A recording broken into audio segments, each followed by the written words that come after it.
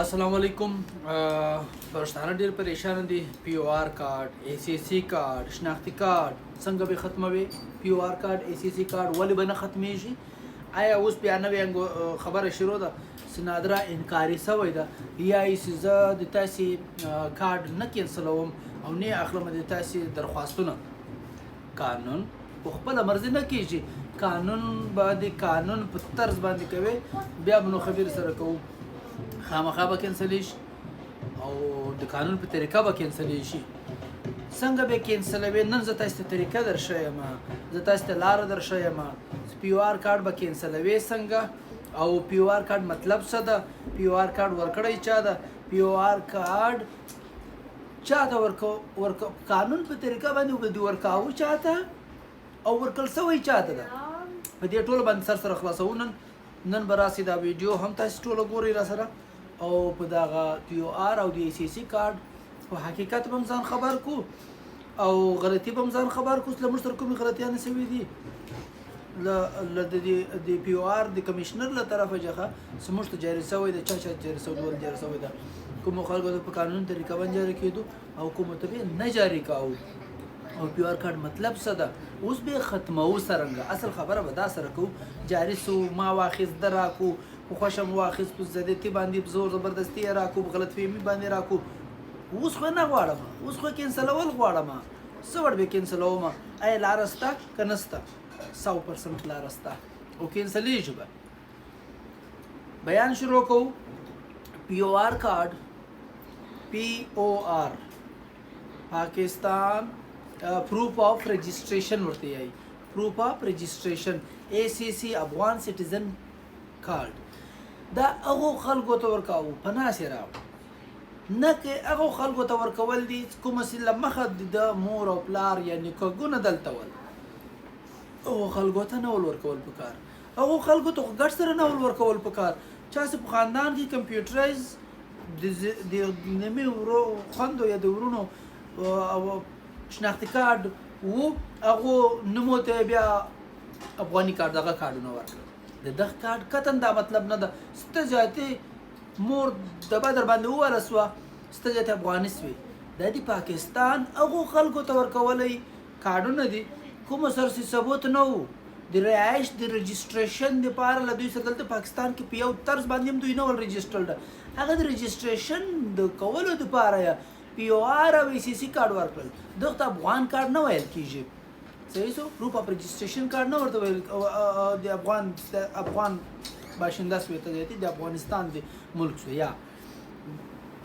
نادره قانون یای چې پاکستانی کارت چې څوک لري هغو خاندان ته یا هغو ته یا سټیزنشپ اکټ په تحت باندې 1951 کې چې کوم دا د 74-78 خبرې چې کومه کېږي په هغه تحت باندې که تا سره که پاسپورټ که زاړه ډاکومنټس بار بار زه یادوم هغو ډاکومنټسو کې یو ډاکومنټس هم له تا له نیکهګانو سره له نیکه سره له ترونو سره یا د ترندو له خویندو سره یا د مور له طرفه یا د پلار له طرفه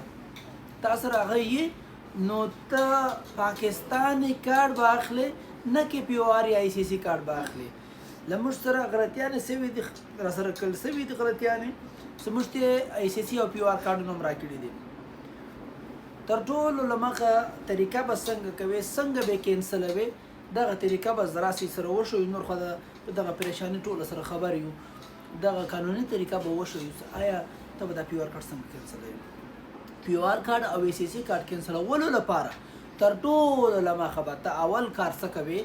زوړ ریکارډ به د پلار له طرفه د مور له طرفه د نیکهګانو له طرفه که د مور له طرفه یې که د پلار له طرفه یې که د پلار وروڼه یې که د مور وروڼه یې که د پلار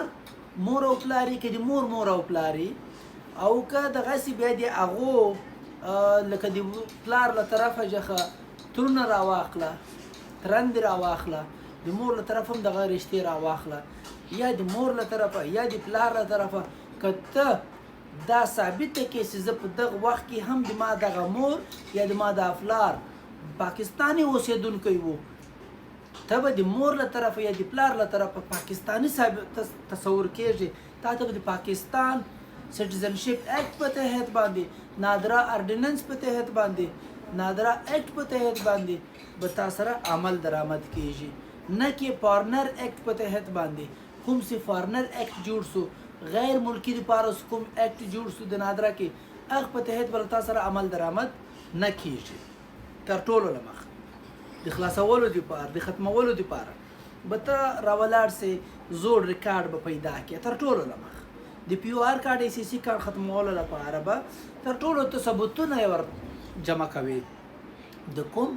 بی فارم پیدا کړه شناختی کارت پیدا کړه پاسپورت پیدا کړه یا بیا دغه سره وخت 1974 جنم پرچی پیدا کړه یونین کونسل کې د جمع یا د سکول سرټیفیکټ پیدا کړه یا د مدرسې سرټیفیکټ پیدا کړه په دغه کې ست هر شی پیدا کړي یا د مزیک فرد پیدا کړه یا د لایسنس د اصله پیدا کړه یا ته ډرایوینګ لایسنس پیدا کړه ته د تا بچیان په پاکستاني تصور کیږي او بل به څه کوي تر ټولو لمخه دویم به بیا څه کوي بیا به ته د کوریکشن لپاره د صحیح کولو لپاره به ته نادره ته یو درخواست ورکې ډایرکټر نادره ته به ورکې یا به ریجنل هیډ نادره ته ورکې ریجنل هیډ ته به ورکې یا به ډایرکټر جنرال ته ورکې درخواست د ما دا سټیټس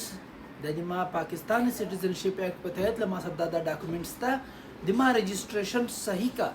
زه غلط رجسټر شوی یم پی او آر کارت یا ای سی سی کارت د غلطي راکلی ده زه خپل سټیټس ویریفیکیشن لرم زه پاکستانی یم د ما دغه ریکارډ دغه ثبوت ده که چیرې هغه کار نه وسي دویم به ته څه کوې بیا به کمیشنر آف